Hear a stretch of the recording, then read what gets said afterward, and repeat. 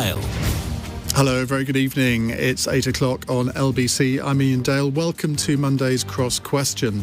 Let me introduce you to my panel. Douglas Ross is leader of the Scottish Conservatives, an MP for Moray and also an MSP for the Highlands and Islands. Next to him is Rebecca Reid, a columnist for the Daily Telegraph. Welcome. Ellie Reeves is Labour MP for Lewisham, West and Penge, and Shadow Prisons Minister. And Michael Crick joins us, political journalist and author. I'm still wading through his biography of Nigel Farage, which is absolutely excellent. Now, we have lots of subjects that you might want to phone in about tonight, but in the end, it's your decision. You set the agenda. But I think the fact that this breaking news this afternoon that the government is going to veto the Scottish Gender Recognition Reform Bill, that might possibly come up. I'm sure Douglas really hopes it will.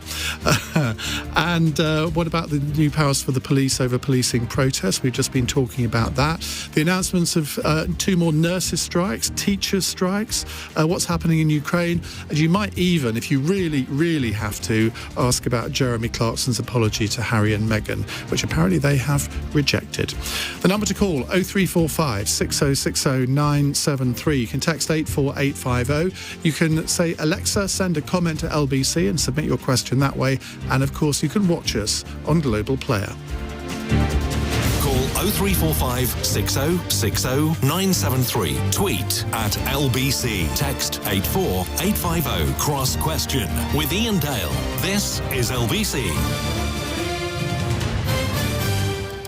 Let's go to our first question. It's from Maxine in Bushy. Hello, Maxine. Hello, Iain. My question is, how do we support the trans community better while still protecting women and protecting their safe spaces? That's a really big question. Now, we'll, of course, link this into the government's decision today, but let's stick to that side of the issue first of all. Ellie Reeves, this has been a really divisive subject, which has split particularly the sort of people who would describe themselves as feminists. I think when we talk about trans, we have to remember that we're talking about real people, and I'd like to see some of the heat being taken out of the conversation. It is very divisive, and actually that's not a good way to do politics or to support people on both sides. So I'd like to see, to start with, to dial down the rhetoric on both sides of the debate and work together to try and find solutions. And we don't see that at the moment, and I think that's a real shame. Why do you think that is?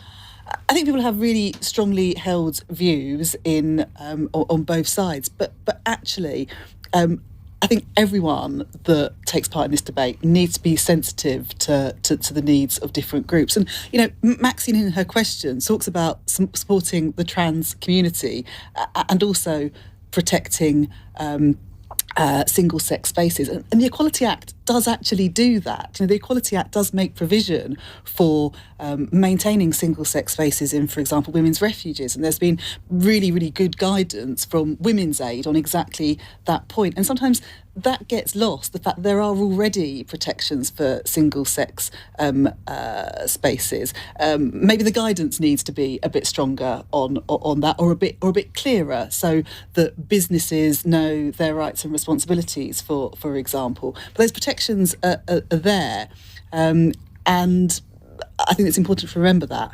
Michael? Well, I think there has been massive progress in the last 10, 20 years over trans rights and the needs of trans people. But I think at the same time, we're in danger of rushing ahead and reforming things in a way that is counterproductive, that it reduces women's rights in certain fields. And I would, my essential argument would be more cautious, spend more time, think about what we're doing, look at the effect of what we've already done, and consider it. And I think there are pressures in politics right now to rush ahead, and I think we've seen this in Scotland recently, at a time when we need to be. It's one of those areas we need to think more carefully, and we need to resolve some of these issues before we act. And the debate has become incredibly fraught. It's the nastiest debate in politics, frankly, right now, to the extent that a lot of people are unwilling to express their views. I mean, I remember attending a huge meeting, it was actually, held in Brighton when you, in the Labour Party, held your conference there, what was it, the year before last? And they had to hold it in secret. And outside, there were all these people, attacking us as journalists verbally and blowing trumpets in our ears and being incredibly unpleasant. And that's all got to die down and stop. We've got to be calm, and we've got to be considerate and sympathetic and empathetic to the needs of trans people. But also, we've got to think about how we preserve and extend the rights that women have fought for, and men with them, over so long. And it's not a pleasant situation right now. Rebecca Reed. I think the person who asked the question was called Maxine. Yes. Right. So I wanted to commend Maxine for the thoughtfulness in the way that she phrased it, because I so rarely hear somebody ask a question which centres both groups, both cis women and trans women, in the middle of the conversation. And she wasn't asking from a point of view of either one or the other. She was saying, how do we balance it? And I think if more people thought like Maxine, we would honestly be having a much better conversation. What I would mostly say is that it's become a sort of political gotcha. This thing about like, who has a cervix? Who has a cervix? What makes a woman? And I'm not sure that question's often asked in good faith. I think it's usually asked as a sort of and I say that as a journalist, we all have to try and get a headline, right? But it's asked as a sort of but there are ways of doing it. Exactly, and I think it's I have a big spiel about the state of journalism and how the pressure to get a big headline actually really negatively impacts politics. But I think this is the place where it's probably most profound. Trans people have always existed, and previous to this becoming a political hot potato, trans people existed quietly and with dignity. Now it's become this huge shouty point where we don't make any progress and everybody's cross all the time. And I think we could do a lot better to centre trans people in this conversation, but probably not the sort of like 4 trans people who are looking to gain publicity for themselves, but the vast majority of trans people who just want to quietly live their lives with dignity, like most people in this country. And I think we could also do to remember that less than 0.5% of people in this country are trans, and yet I would argue that a great deal more than 0.5% of the conversation in the public domain is about trans people. It's become somewhere where people put a lot of anger, a lot of frustration, a lot of political issues. It's become a sort of byline for wokeness, and all of that has made this a really toxic debate, and I wish we could make it a little bit gentler and a little bit kinder. I'm sorry if that sounds a bit wet, but I really do. Douglas Ross. Well, to answer Maxine's question, I think first of all what we can do is reduce the waiting times for trans people who are looking for help and support. So at the moment in Scotland, if you get a referral to a gender identity clinic, you can be waiting years. So you've gone through all the stages that we currently have before the bill that we might come on to discuss, and still have to wait years and years and years. So one of the things we can do to address the concerns of trans people, while not diminishing any hard-fought women's rights, is to improve the system that we currently have, to allow people to make this transition without having to wait a huge amount of time to do that. But in terms of the bill that was passed in Holyrood, Michael made the point about rushing things through, and I put this to Nicola Sturgeon. We want to make good legislation in Scotland and in the UK Parliament here. We don't need to do that quickly. Sometimes it does take a pause, looking at the situation. We rushed through 150 amendments, sitting until 1:30 in the morning, 3 days before Christmas, because there was this drive to get this through before Christmas. And I think on such a sensitive issue, the Scottish Parliament, which the time to debate was dictated by the Scottish Government, could have and should have taken far longer to discuss such a sensitive issue, where we can protect the rights of women while also trying to improve the opportunities for trans people. Well, that's probably the least passionate debate on this subject that I've heard, which in a sense is a good thing, I think, because I don't want... I mean, it is so easy to generate sort of gotcha headlines on this. And, I mean, when you ask a politician to say, well, what is a woman? I mean, there's only one reason for asking that question, isn't there? And it's that sort of thing, though, that sticks in people's minds. And the number of people I see on social media still saying, well, I'm not going to vote Labour if Keir Starmer doesn't know what a woman is. And that's the level of conversation that we've got to on this subject, isn't it, Ellie? I think that's right. And It's actually refreshing to hear Rebecca, as a journalist, say that. Particularly from the Daily Telegraph, you were about to say. Because To be fair, I'm freelance, if that helps. but it does feel like, I'm not trying to score a political point here or try and catch you out. It does a huge disservice to what is a sensitive issue, where people do hold strong views on both sides. And actually, the conversation that we've had this evening, I wish we could have more conversations like this, because actually it's constructive. I feel, it's more about consensus building, and that's what you have to do on subjects like this. And it's complete opposite of the public debate that's taken place. Right, well, let's add a little bit of spice into the debate, shall we? No. Because I couldn't resist it. We've got a text question from Gary in Glasgow. Lots of questions. Who says, would Douglas Ross be happy if a UK Labour government overturned a Scottish Conservative bill in the Scottish Parliament? I mean, it's an interesting question, isn't it, given what's happened today? Yeah. So absolutely I would, if the reasons were the same as the reasons given by the Scottish Secretary today. So if I can just take a second to explain. Nicola Sturgeon has called this a full frontal assault on Scottish devolution. The Scottish Secretary has enacted something called the Section 35 of the Scotland Act. The Scotland Act that actually established the Scottish Parliament. It was passed by the Labour government and written by Labour politicians in 1998, supported by the SNP, and the very act, she says, is an assault on devolution, actually created a devolved Scottish Parliament. So what exactly does Section 35 say? So Section 35 allowed the Scottish Secretary 28 days from the passing of the bill to refer it back to the Scottish Parliament, to the presiding officer, and not grant royal assent. If time had elapsed, it would go to the King to be signed off and it would become law. It is now referred back to the Scottish Parliament and the Scottish Government, and so it's not suggests a veto? it is not a veto. You said that. You said, and you said that. Well, I in, portrayed it. Yeah, you said that in the introduction. And I wasn't going to interrupt you in your introduction, but it is asking the Scottish Government to reflect on the concerns that the UK Government has. As I say, this is the first time Section 35 has ever been enacted. But it was placed there for a reason, and the very reason that we now have, that this legislation, in my view, seriously damages the rights of women. It really does. It risks the rights of women and girls, and we tried to pass amendments to strengthen the bill to stop it doing that, and they were rejected by the Scottish Government and indeed by parties across Holyrood except the Scottish Conservatives.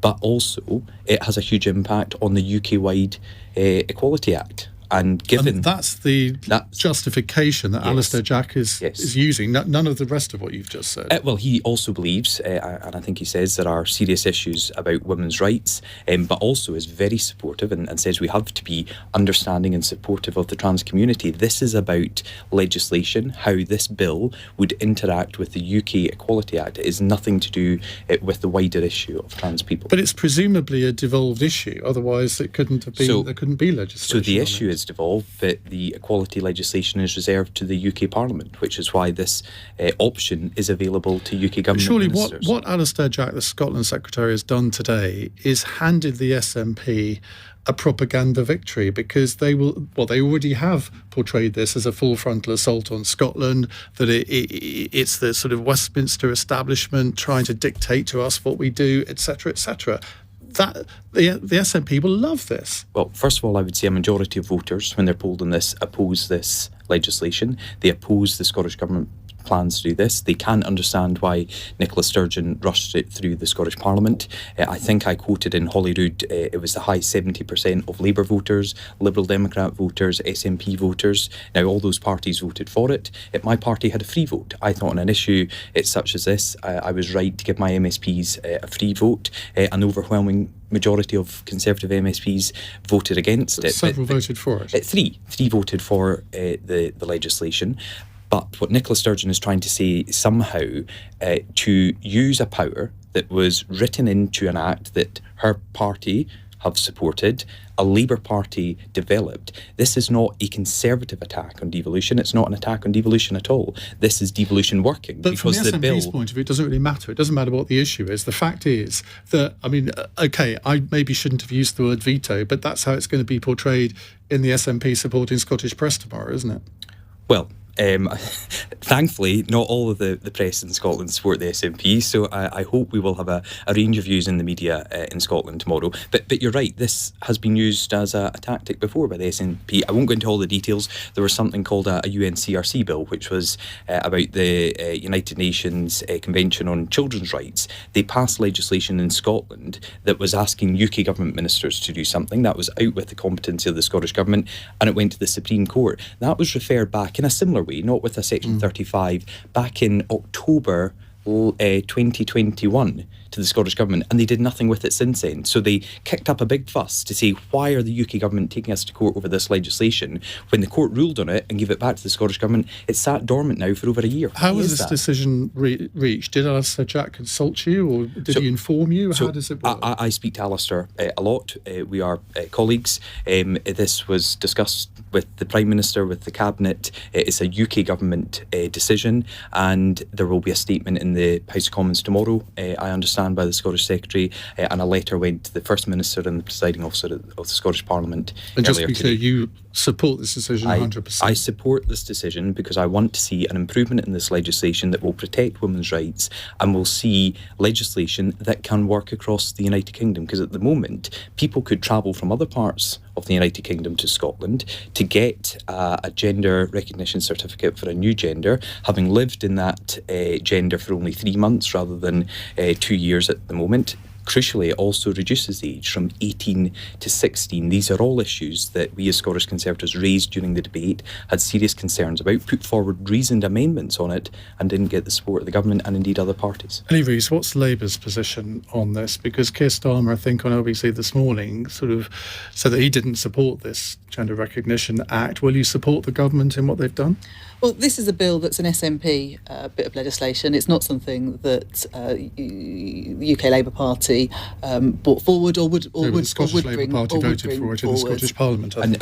Scottish Labour MSPs were whipped by Anna Sawar to support it. And also, just on the issue about reducing the age, which I think Keir Starmer was speaking about today, Conservatives had an amendment that would keep the age at 18, and Scottish Labour backed the SNP to vote down that amendment. Well, I mean, those are questions for Scottish Labour, but Keir Starmer has been really clear that this isn't a bill that we would have brought forward in Westminster or would have supported in Westminster. However, we are now in a position where, you know, it looks like we're facing a constitutional crisis with invoking Section 35. And actually what we need is some real leadership from the Prime Minister what Rishi Sunak's this. Doing? Well, no, quite the opposite, because you're ending up now in a situation where you've got a devolved matter that's been decided by the Scottish Parliament that the Prime Minister has now, rather than speaking to the Scottish Government and trying to find a way forward. Friday, he had dinner with Nicola Sturgeon. I mean, relations aren't great, are they, between the Conservative Party in Westminster and the SNP? And there has been a lack of leadership on this. So Labour wouldn't have referred the bill back in the way that Alistair Jack's now done today? Well, we need to see the detail of what comes out of it, but. Hang on a minute. But we wouldn't have got to this stage in the first place because we'd have worked with all parties. I was about to say, so we wouldn't have got to this position in the first place. You're objecting to the UK government invoking a piece of legislation which your party brought forward in 1998. That's what you're really telling me. We wouldn't have let it get to this situation in the first place. There's been a lack of... What would you have done then? Have discussions, make sure that the Equality Act can be upheld, and all the those parts discussions of it. were held. Kemi Badenoch met with Shona Robeson, who's the lead Scottish Government Minister, taking this through the Scottish Parliament, raised a number of these issues before the bill passed. The Scottish Government charged on ahead with Labour support, and then the bill was passed just before Christmas. Now, the UK Government had this 28-day period, and tomorrow the Scottish Secretary will lay this in front of the House of Commons. If the SNP object to it, as they are entitled to do, how will Labour vote? Will they vote with the SNP objecting to the Section 35 and referring the bill back, or will they support the government protecting the rights of women and girls, keeping the age at 18 and addressing... Well, we'll need to see the detail of it. It was only announced just a couple of hours ago. So there is no more detail. So of course we'll need to I don't think it's quite difficult when you... Rebecca, I'm going to have to cut you off because we need to go to a break, but I will bring you back in after the break. It's 8:20. This is LBC.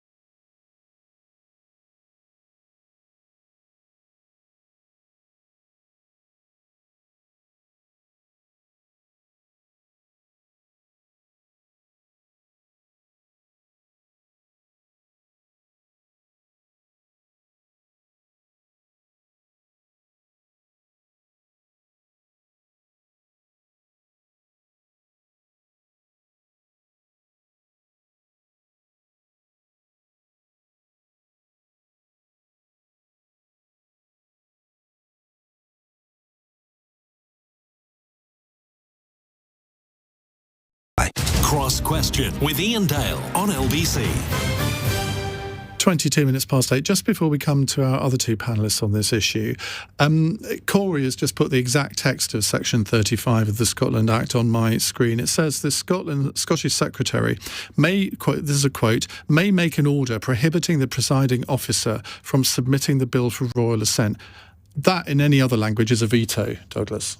Yes, but as I say, it goes back to the Scottish Government and the Scottish Parliament, and they can bring forward amendments to deal with But if issues. they don't, then it would be a veto. Well, then the bill falls because it can't get royal assent and be enacted. But there are opportunities, as with the UNCRC bill, for the Scottish Government to say, OK, or, the point that we've missed is they can appeal. This can go to court. And if the Scottish Government believe that actually their legislation doesn't impact or infringe in any way with the UK Equality Act, they will win. So what's the problem? And of course, if they lost, that would be quite a humiliation. And it would also back the position that the Scottish Secretary's taken. Well, this is going to be great fun over the next few months. Rebecca Reid, I cut you off in your prime. Oh, well, I mean, my prime. I think I'm past that, probably. No, I was only going to say that I think you've got a complicated issue when you marry up a really hot-button, emotive topic like trans issues, and then a fairly dry sort of legislative? You know what I'm trying to say, issue. Been on the gym. I wish. No, I've been with baby all day. But no, I think muchness. I think the issue is you've got two things that are clouding and you're not having a proper conversation about either of them. Trans rights are really confusing. Devolution is very confusing. And if you marry them up, all you end up doing is you start having a conversation about what it means to have individual parliaments, and then someone takes a swipe about trans rights, and then you go back and forward all day. And realistically, it would be better to try and divorce the two and have a dry, sensible conversation about legislation, and then a bigger, more well-moderated, emotional conversation about trans rights. Michael Crick. Well, I think the Scottish Government has got to be careful here. As Douglas has pointed out, that the figures, most Scottish people don't support this bill by, between 2 or 3 to 1, according to John Curtis. And if they're looking for a weapon with which to beat the London government, I don't think this is it. I think the other thing that all people have got to be more careful about on this issue is that it's in danger of becoming a huge diversion at a time when it isn't actually the priority for most people. Most people are desperately worried about their finances. Vast numbers of people are on strike or about to go on strike. And so the political class in both London and Edinburgh, I think, have got to be careful. OK, let's move on to another question. It's a text question from Shuvik in Eltham. How would you make the criminal justice system work better for women?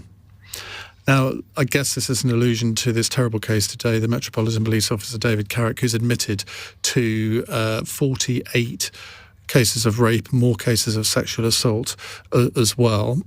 So we don't want to just concentrate on that, but there's a wider question as well. Rebecca, let's start with you. I think I'm going to make myself very unpopular, but I think I, broadly speaking, believe in defunding the police. I think that what's happened is that the police recruit a very specific type of person very often, and this is broad brushstrokes, but it is largely true, who has some trauma very often from having been in the military, who isn't given the correct amount of support, and therefore brings that trauma into the role, or who has left school quite early and therefore is quite emotionally immature. But there are a lot of people in the police, and I'm not saying all of them, there are a lot of people in the police who shouldn't be there. We know from the reports about sexism and all of the other issues that have come through that there are a lot of people in the police who shouldn't be there. Then you double on the issue of police are expected to be social workers as well as what they're actually supposed to be trained to do. It's not reasonable to expect police to be able to do all of the social work they're expected to and to be sorting out people's individual personal issues. I personally would defund the police as it currently exists, and I would have a sort of emergency service which literally breaks up fights, comes to riots, that sort of absolute physical problem. And then I would much better fund other social care, because I think the majority of police issues could be addressed without needing to have a police service that exists as it currently does. But I do appreciate that as a very unpopular, quite American view. Do you not also think it's a very generalised view? I mean, you basically stigmatised, you did caveat yourself a little bit, but you basically stigmatised a lot of police officers who will be listening to this programme. And I'm thinking of somebody I used to employ in my publishing company who, much to my astonishment, decided to leave the world of publishing and go and join the Metropolitan Police, who does not fit your stereotype there at all. And I am fully willing, listen, there are good police everywhere, there are good police, but there are more bad police than there should be. And if you look at sort of in every average industry, there are bad journalists, there are bad actors, there are bad vets. But I would say that the percentage is probably roughly consistent in most industries. It is disproportionately high in the police. Is it not because we tend to, these cases tend to make much bigger headlines than if, say, for example, I don't know, a flower shop owner had committed the same offences? I'm not sure. I think from the research that came out over previous significant cases, it seems like sexism is very, very deeply entrenched in the police force. And to be fair, it's probably quite a stereotypically masculine role, and there is a whole conversation about what happens when you get a great deal of men together and they are able to have conversations, particularly in WhatsApp groups, which they feel are monitored. But the reality is, when I walk the streets, I don't want the person who is the authority figure to be somebody who's in a WhatsApp group exchanging messages which dehumanise women. And that is something that is happening. And it's not happening once in a blue moon. It's happening more frequently than it should. Ellie?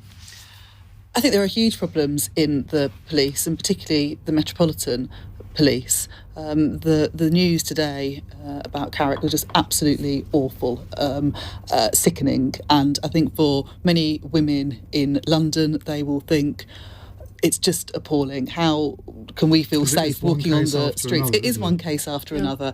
And actually, it's something that should have been got to grips with by now. We know there's this culture of misogyny in the police. Why isn't it be tackled? We know that there are police officers that are from engaging in misogynistic, racist, homophobic chats on WhatsApp groups to now being convicted of rape.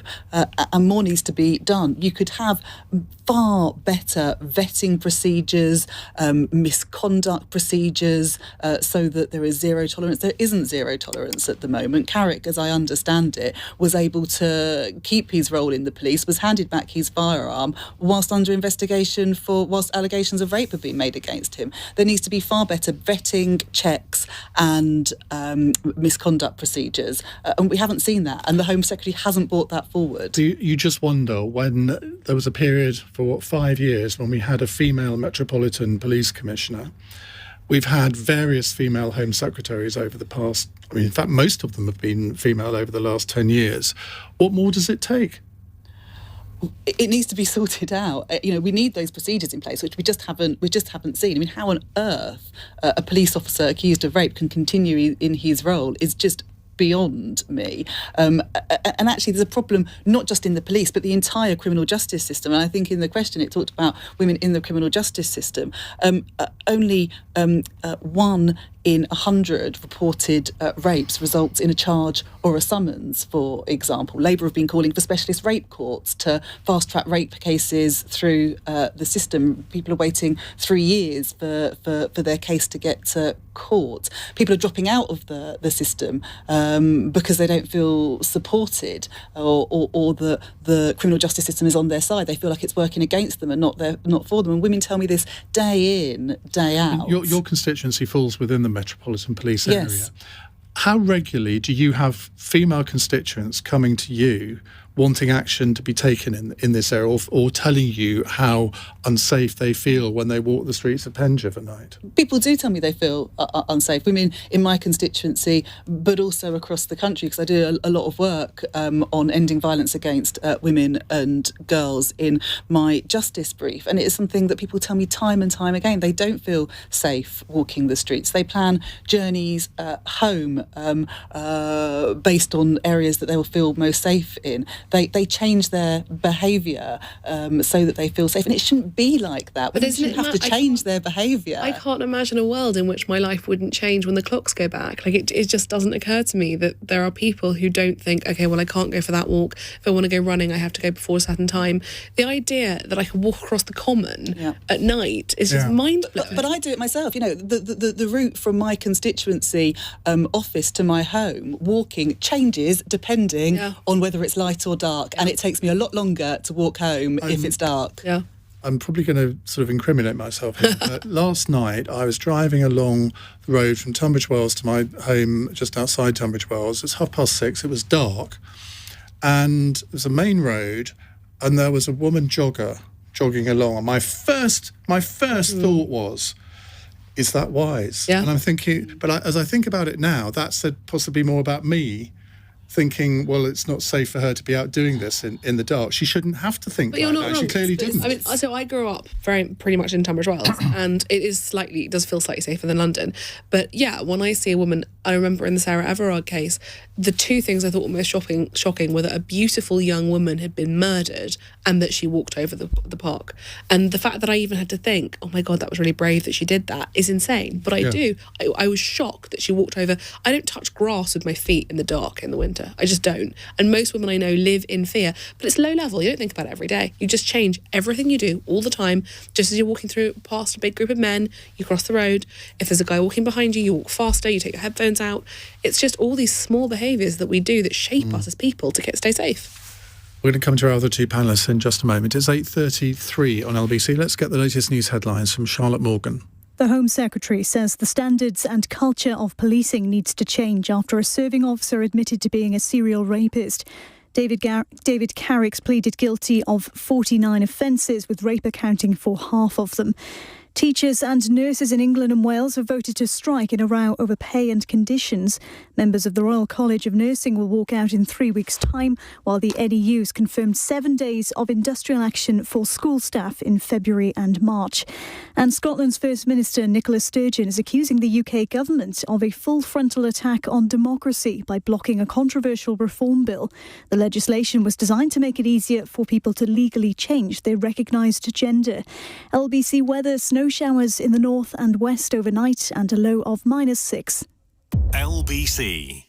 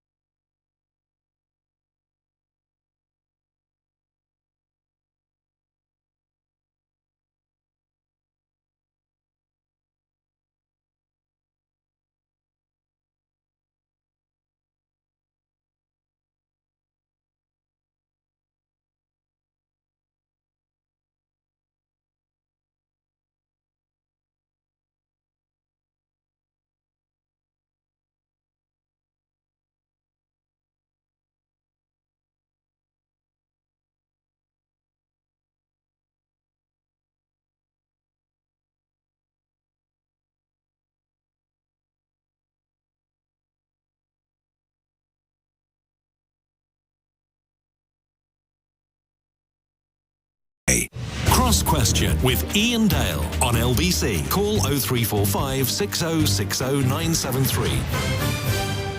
Steve on a tweet says, Tunbridge Wells is no longer the nice place I grew up in. It saddens me. Well, my partner, who's lived there all his life, would probably agree with you. Let me reintroduce our panel. Douglas Ross is leader of the Scottish Conservatives. Ellie Reeves is Labour Shadow Prisons Minister. Michael Crick, political journalist and author, and Rebecca Reid, columnist for the Daily Telegraph. Now, we were halfway through answering Shuvik's question, how would you make the criminal justice system better for women? Michael Crick, is this a difficult one for a man to answer? Yes. But I think one of the problems we seem to have in this case is this guy Carrick had all these allegations against him going back years and years and years, and yet there doesn't seem to have been any system for sort of, in each case he was sort of exonerated and allowed to carry on, but doesn't seem to have been a system for joining up the dots and saying, well, hang on a moment, there's been 3 of these cases, or in such and such a period, or 5 of them, or whatever, over this period of time. And, okay, you shouldn't judge, if somebody's found not guilty of something, without it getting to court and so on, you've got to be careful, but maybe the police internally just need to have a more stringent system for weeding people out than you might do in other walks of life, given the huge responsibilities they have. I mean, the other problem is there are certain walks of life. The police is obviously one of them. The army is another, I suspect. The church, for many years, and probably still the case, where there is always this culture of, protecting our own. And somehow... Political parties. Yeah, political part. Well, a bit less so now, because... but in case of political parties, the wrongdoer can cause huge damage to the party, and actually with political parties sometimes they overreact. But what we're talking about here is tribes, aren't we? In a sense, in that when somebody's under attack, the wagons circle, and that is often not a healthy thing. And also the diplomatic protection people, they were all involved in the Andrew Mitchell Plebgate case, you remember, from 10 years ago, and I wonder whether there is a certain arrogance about some of those guys. They go around carrying guns all the time and protecting important people, and that makes them feel they can do anything, because this isn't the first case. And so that is my limited contribution as a Douglas.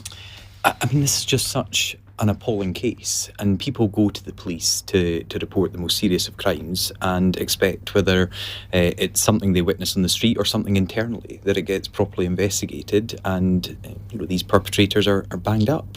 This individual had decades long, it was going on for years, back to I think the early 2000s, and there are so many more victims than there should have been, because either people took what he said at face value when they clearly shouldn't have, or something, as Michael says, has gone wrong with the system. It shouldn't be alien in 2023 now to expect our police to be able to monitor complaints coming in against their own. And if there is a pattern, despite him somehow being cleared earlier on, if there is a pattern, that surely alerts people to it. I have to just briefly, with all due respect, take issue with what Rebecca says about the type of people. Before you do, let me just read out this text from Tom, who says, I'm a serving police officer. I'm astounded with what I just heard. We don't want to be social workers or ambulances, but we are the service that stops the other services falling apart. Well, I'm the husband of a serving police officer. Oh no, and, I'm so sorry. I did hear your caveat at the end, but I actually found it quite insulting listening to it. And you're right to your view, and that's why we have these debates. But my wife didn't get into policing, because she had. Well, she's a woman, so she's clear for me. Yeah, but you were saying people who join the police tend to come from a military background and may have been scarred from their time in conflict, or they go straight from school and are too inexperienced. Well, she went to university, she studied for a while, and then she became a police officer. She's now a sergeant. I'm extremely proud that she's a sergeant in the area I represent. But I do agree, at times she doesn't get to do the job that she joined up to do. She doesn't get to do the job of protecting individuals and communities, because too often her and her officers are acting as social workers. So I would like to see more support in the community for our officers to be able to do the job that they all joined to do. But I think your broad brush comments will be viewed by many, and those I know, they will take a dim view of that. And I know that wasn't your intention. No, so I would say two things. Firstly, she's already in a minority as a female police officer, and secondly, she's probably collectively in a minority, having not gone straight from school or from the military. Those are very common routes. But irrespective of that, what I'm saying, I think there's some agreement there that when you get a group of people to do a job that isn't the job they were in any way trained to do or supposed to do, and those people are frustrated by their working conditions, I would say arguably very badly paid given the level of responsibility they have, and then you put them in a position where they are under huge pressure and expected to perform well doing a job they haven't been trained to do.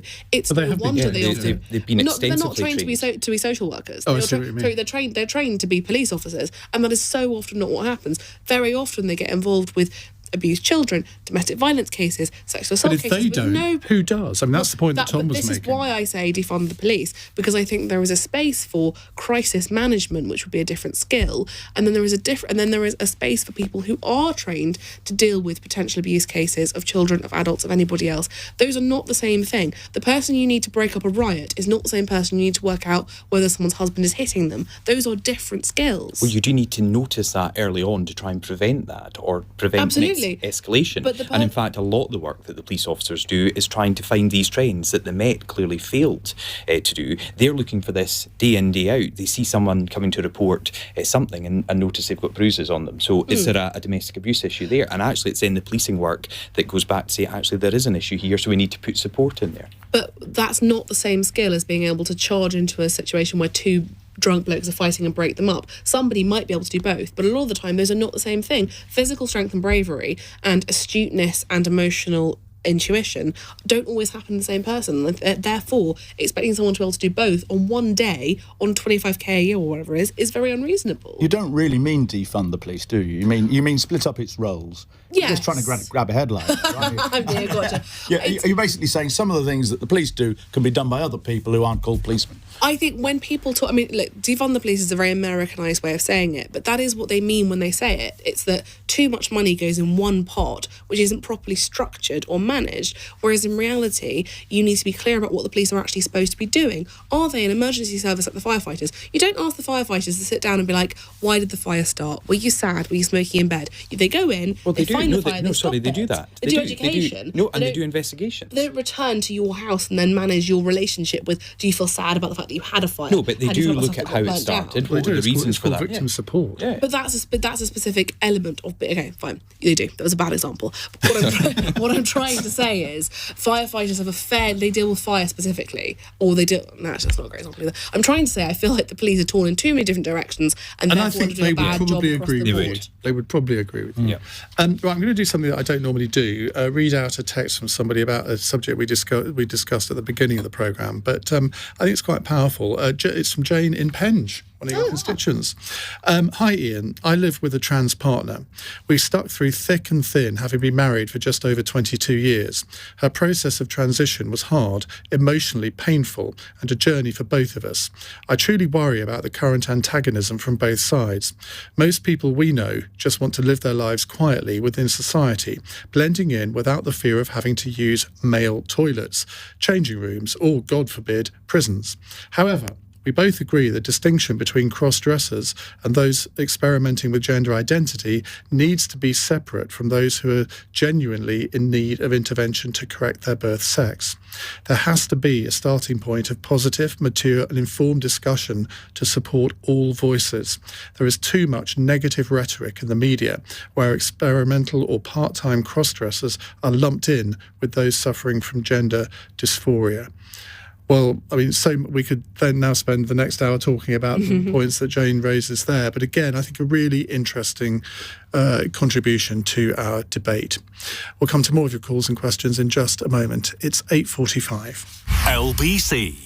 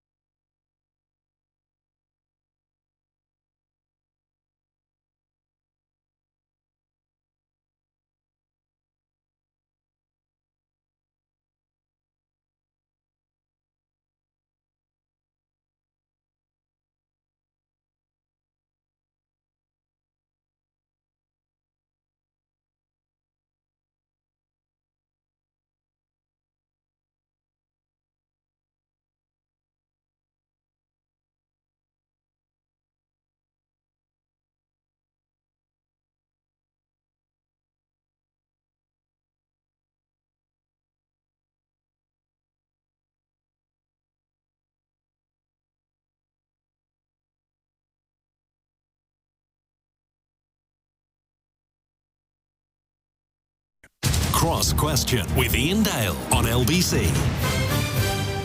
8:48 is the time on LBC. Douglas Ross, Ellie Reeves, Michael Crick and Rebecca Reid are with us. Let's go to Chris in Croydon. Hello, Chris. Oh, good evening, Ian. Good evening, panel. Evening. Yes, my question, What's the question? is this. Yes. Is the legislation for the breeding, sale and ownership of dogs fit for purpose? This is in the light of the lady who died in Caterham in Surrey last week while she was walking what the police called a number of dogs, and none of those dogs involved were on the banned breeds list. Any dog owners among us here, apart from me? Sadly passed away last year. Oh, I'm sorry. Murphy. Oh. Yeah. Well, Douglas, let's come to you first on this. I mean, do you look at this as just a tragic case, a one-off, or do you think that there are questions that need to be asked? Well, I do think it is a tragic case, and because my wife and I both work, our dog Murphy had to go with a dog walker, and we had great dog walkers, and actually he seemed to enjoy going out with lots of other dogs and making sure there was the social side there. But I don't know all the details with this case, and it's clearly tragic what happened, and anyone who saw anything around that will also be traumatized by it. So we have to look at the individual incident here, but by and large I think the work that the dog walkers do and trying to ensure that everyone has an opportunity to have a pet if they want one while still being able to work is important. Should there be a limit, though, Rebecca, on the number of dogs that dog walkers take out? Because sometimes you see them with 8 or 10 dogs, and that I wouldn't be able to control 8 or 10 dogs if one of them a big dog suddenly took interest in something. No, and the difficulty is that, yes, none of them were banned breeds, but actually it only takes a bad experience for a theoretically very docile dog to become a very dangerous dog. I have a 9-month-old who is obsessed with dogs, and I very much view it as my responsibility to make sure that when she sees one, she doesn't try and put her hand in its mouth, because dogs are unpredictable. Even the best, nicest ones, if caught in the wrong moment, can be very dangerous. I think we have a surprisingly small amount of legislation around it generally. I think a lot of the rules come from places like the Kennel Club, so if you're not breeding purebred dogs, then the rules are very different, and certainly there's not enough done to stop puppy farms and things like that. And then you start dogs from a place of trauma, and then they're more dangerous as they get older. But I think sometimes we can expect the government to be in charge of everything, and we could possibly expect people to be a little bit more responsible. So if you buy a dog, be really aware of where you get it from, and go and visit the homes. You must see the mum, you must see the full litter. You mustn't just they can't just bring a puppy out to you. That's a real sign of a puppy farm. We sometimes get a bit lazy about saying, well, the government should fix that, or they should teach that in schools, always seems to be the answer. If they taught everything they should teach in schools, they'd never teach any maths or French or English. Because, Michael Crick, there is an object lesson here, isn't there, that you and I are old enough to remember from Kenneth Baker's Dangerous Dogs Act. Was it 1990, something like that? Yeah, it was around about then. And it was regarded as a complete farce, but I can't exactly remember why. Well, there was a spate of dogs attacking children, I think, and so the Something Must Be Done Brigade came out in full, and the government sort of decided, something must be done, and they did the wrong thing. The point I was going to make. We too often say, oh, well, the answer to this is more legislation. And as a result, we get more and more legislation every year, and often repealing previous legislation. And actually, I think in this case, it is, despite what you say about teaching in schools. OK, don't teach it in schools. But I think dog owners need to be more aware of these problems and of the problems of numbers. And, of course, it's also related to the size of dog, isn't it? If you've got lots of small dogs, presumably that's easier than a few big ones, but legislation is not, despite what the caller says, the answer here. Ellie?